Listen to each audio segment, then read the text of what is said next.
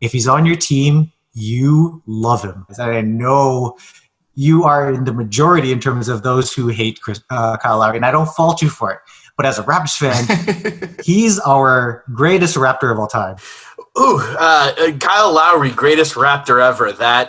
That's damning a franchise with faint praise. The man gave us the business. He gave us the business. He did not give us the business. Yes, he did.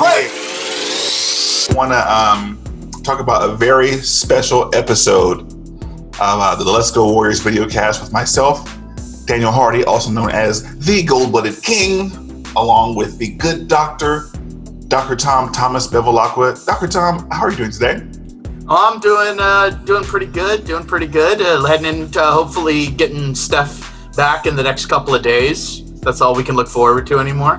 That's all we have left. But Steph is a champion, and that means he's made us, as members of DubNation, champions. And right now, I just want to pull up the gold right now. But because it's earned, because it was tough to earn all of these. I love gold so much. But I think we have another guest on today who has some gold that's not quite as old as our gold. Oh, well, hello there. Oh, you talking about this bad boy? Wow. No, you know what? We ain't doing this. I'm out. We ain't doing this.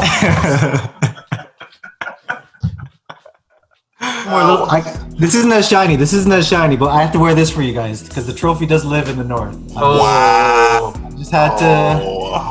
This is very rare for us here in Toronto, so we have to. We got to enjoy this one. Wow. Ladies and gentlemen, I want to introduce you to a very dear friend of myself, Dr. Tom. He is a gentleman who is a true ambassador of the North. I think even on a higher level than Drake. He is a Toronto Raptors media specialist. We talked to him first last year during the finals, and ever since then, it's been just wonderful to have you on. Jay Rosales, how you doing, brother? Thanks for having me on. When you kind of put up the bat signal there to see if I'd come on the show, it was no hesitation. I love talking to you guys, and I love this new format you've got. I can put faces to names, and it's weird looking at myself. I'm trying to not look at myself right now. Jay, can you tell us kind of your background as far as a fan and also covering the Toronto Raptors, the current defending world champion Toronto Raptors? Well, it does, a few months later, that still sounds sweet, and I'm sure you never get sick of hearing it.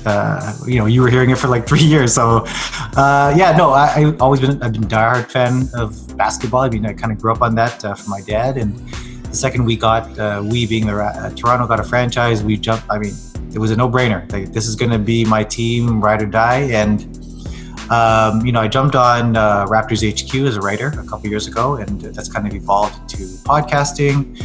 And that podcasting has kind of led me to some other opportunities where I've been appearing on TV and on radio just to kind of talk about the Raptors. And it's been a fun ride. I mean, the second that Kawhi joined the Raptors, it's just been a roller coaster ride, mostly going up. So it's been a fun ride, and this season hasn't been any different. And I thoroughly enjoy talking about the Raptors, and I will talk about them whether they're winning or losing. But right now, this has just been a fun season.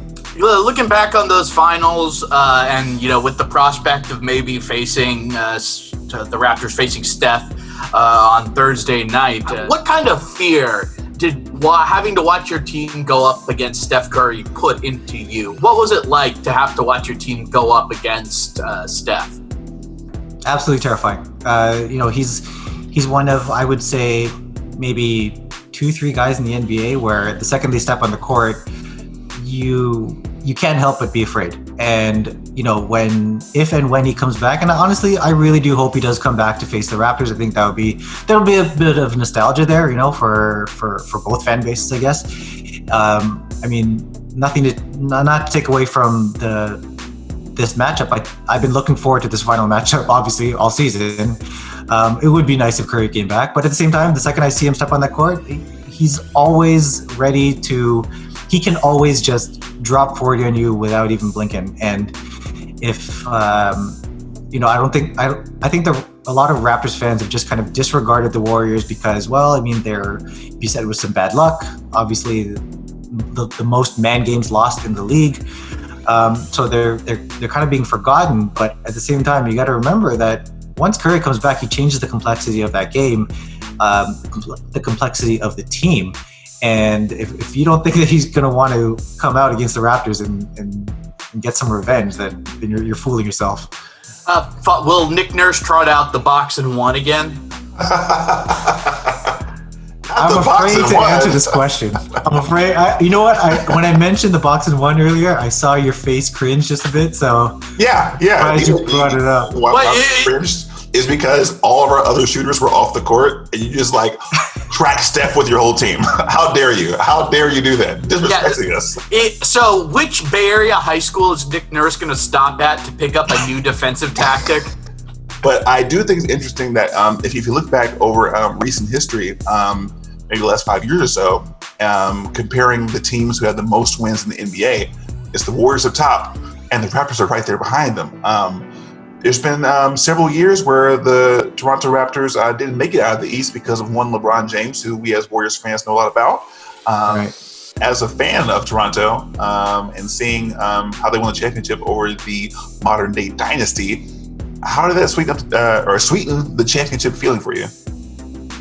Well, I mean, I think just winning a championship itself, regardless of who it was against, was going to be sweet. It was going to be something that I'll be honest, I never thought I would see in my lifetime. I mean, the NBA is unlike any other professional sports league where it is driven by stars. And Vince Carter was a star when he was here. Chris Bosh was a star when he was here, but neither of them were that top 5 alpha dog. And Kawhi, the second he was acquired, that was our golden ticket. And even if we had him for 1 year, that's how it was going to be. The fact that it came against the Warriors was, I gotta admit, it was a little extra sweet. I'll be honest though, it would have been a little bit sweeter if it was against LeBron, but we'll take it. Wow. However, we'll take it.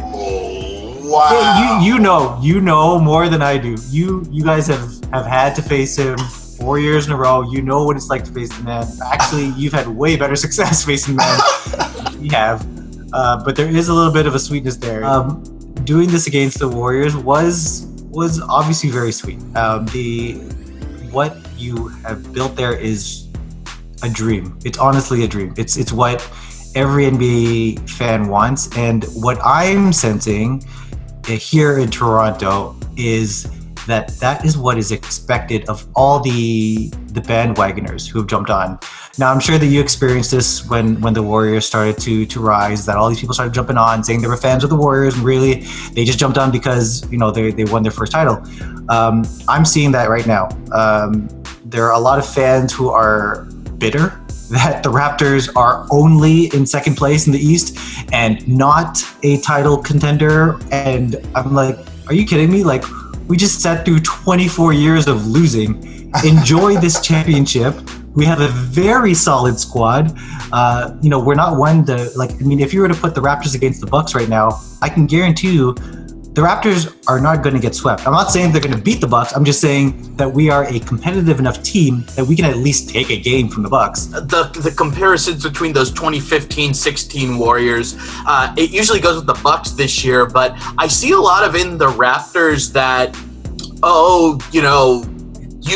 you kind of delegitimized this title. For the Warriors, it was they got lucky, people got hurt, blah, blah, blah, blah, bullshit. For the Raptors, it's kind of, it was Kawhi and no one else. Right. And now you've come out and you've got Kawhi leaves, and you still have the second best team in the Eastern Conference.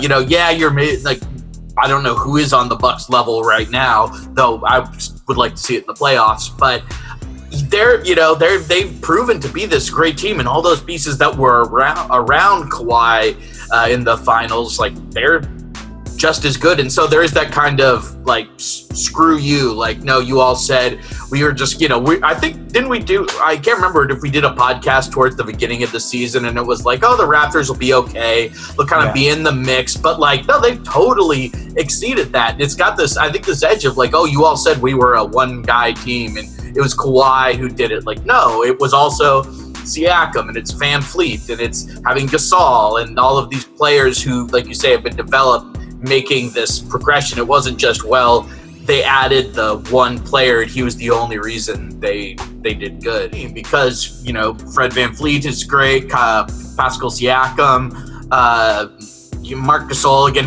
it almost seems like he's found new life in Toronto. I will not say anything positive about Kyle Lowry, but he is a member of that team. Whoa, wait.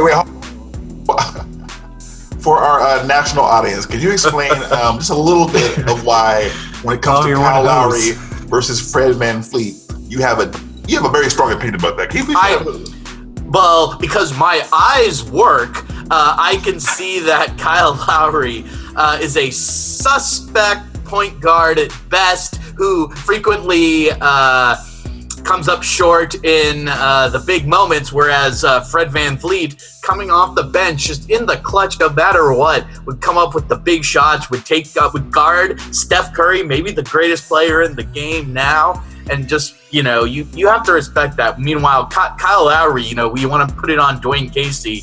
I'm gonna put those, LeBron rolling in through Toronto. So Mr. Lowry has to take some of the blame. And, I know this is not going to sit well with you, but at the same time, I think, you know what it is? I think that there are similarities, not entirely, but some similarities with Kyle Lowry on the Raptors and Draymond Green with the Warriors. The reason I say that is because if he's on your team, you love him. You love what he brings. You love that the fans he's almost like that. That all the other teams hate him. Whenever anyone faces the Warriors, they don't want to go up against Draymond Green. He gets under your skin. He's an outstanding defender, but he gets results. And there's a lot of things that Draymond does that doesn't show up in the box score. And you guys know this better than I do. It's the exact same with Lowry. There are things that he does, whether it's a screen assist, whether it's a charge, whatever, it's not showing up. And I know it's going to irk you guys. I know you are in the majority in terms of those who hate Kyle Lowry, and I don't fault you for it. But as a Raptors fan, he's my starting point guard. He's our greatest Raptor of all time. And Fred VanVleet's the future. So I'm fine with Lowry being the point guard for the next, for the rest of this season. And it looks like next season too. But this is Fred VanVleet's show moving forward. Ooh, Kyle Lowry, greatest Raptor ever. That's damning a franchise with faint praise. The man gave us the business. He gave us the business. He did not give us the business. Yes, he did. Plenty of other players did, and I freely acknowledge that. Kyle Lowry, yes, it was a perfect metaphor in that game 6. He scored a bunch in the first quarter and then didn't do anything the rest of the game. Oh man, are we watching the same game? Because like I said, I think it's. I'm doing my eyeballs. Okay, final question for you. If you had to pick an ideal finals matchup, obviously the Raptors are coming from the East. In the West, would you rather finally get your vengeance on LeBron and, rest in peace, Kobe Bryant for dropping 81 on you? Or you finally get to see Kawhi and take it to him for abandoning what could be a dynasty. I mean, if he had stayed with the pieces you have and the coaching you have, you guys could have been the next dynasty until the Splash Bros came back and swept y'all. It was right there in the balance. So what would you rather have? Lakers, Clippers, which one against the Raptors in the finals? See, now you got me thinking about what would have happened if Kawhi resigned, because 2021 finals against a fully stocked Warriors, that would have been the best finals ever. But to answer your question, I'll be honest. I've been going back and forth on this all year long, and it switches from day to day. I think the answer I'm feeling right now is Kawhi Leonard and the Clippers. But if you ask me this tomorrow, I'm probably going to say LeBron and the Lakers. I mean, I think I alluded to it earlier that I would probably pick the Lakers. And look at that. Within a span of 10 minutes, I've already changed back to the Clippers. So, either way, as long as the Raptors get there, I'll be happy with either of them. But beating either of them would be extra sweet. I think the facing the Lakers would be a little bit... I'd have a bit of PTSD having to face LeBron, and that whole series would probably give me an ulcer. So I'm going to go with the Clippers right now. Awesome. Well, hey, Jay, we really appreciate you. Seriously, thank you for coming out, spending time with us. I mean, you are a champion now. Could you show the ring one more time to all the people that they can know what it's like? Oh, you mean this thing? Ooh, oh, my goodness. Oh, the gold, though. Oh, handcrafted. I know the ones you keep telling me about the sky is falling after a loss. I'm like, Yeah, well, let's see what you're saying come June or May or whatever it might be. Oh, you said come So, June. Oh, June. That did slip out, didn't it? It did slip out. You talking the championship talk. Okay. Okay, I'll see you. You know, I'm in the presence of champions. I can't help but think about championships. Well, all right, Jay, thanks for coming on. And once again, Jay Rosales from Raptors HQ, joining myself, Daniel Hardee, and the good Dr. Tom. And we will be keeping receipts, #receipt season. We'll be checking out your team, checking us out as well. And hopefully the best team wins. Well, no, I can't say that because the Raptors will win. Hopefully Steph Curry comes back and the Warriors get a miracle. Thank you so much, Jay. I really appreciate you, man. Thanks for having me on. I can't wait for this game. I really do hope Steph Curry does come back, but regardless if he comes back or not, I'm just happy that you guys invited me on, and this was great. And yeah, let's bring on Thursday already. Dr. Tom, final score Thursday night. 115 to 110 Warriors. Woo! Congratulations. No excuse for seats on that one. Cut it.